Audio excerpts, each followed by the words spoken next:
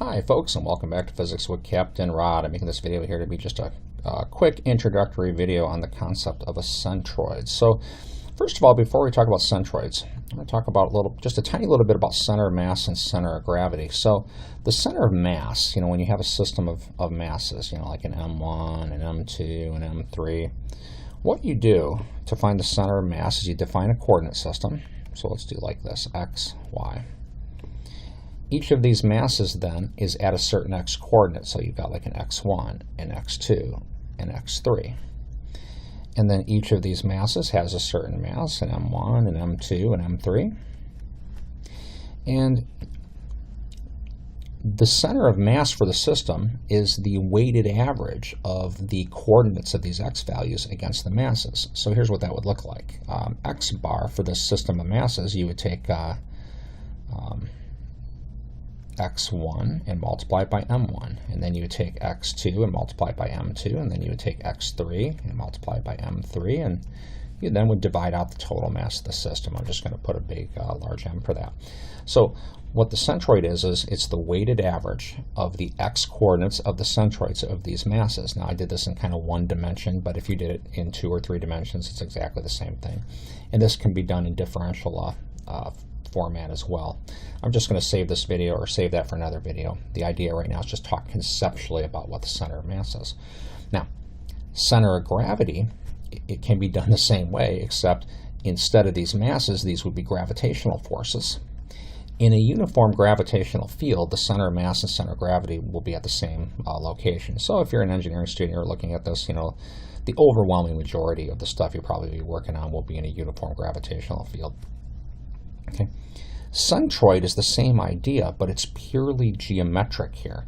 So rather than doing the weighting by mass or by weight, it will be by geometric factors. So in a problem like a one-dimensional thing, like this kind of arc length moving through space here, you would break this up into little, let's say, delta s's. And then each delta s will have an x coordinate and a y coordinate measured from some coordinate system. I'll just put the coordinate system right here, like x, y. Right? And now this delta s has an x and a y. So let me call this like x sub I and this one y sub I. And then what you do is you take the x sub I times delta s.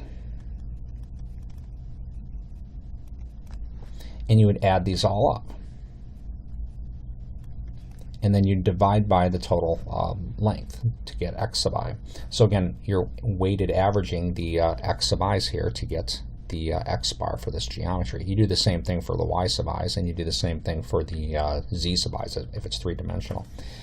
If it's a 2-dimensional, like an area type of problem, you break it up into little areas.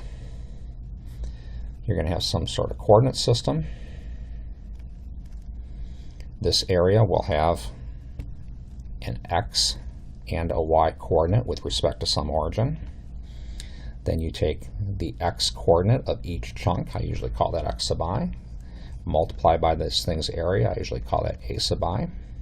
You would add these all up, divide by the total area.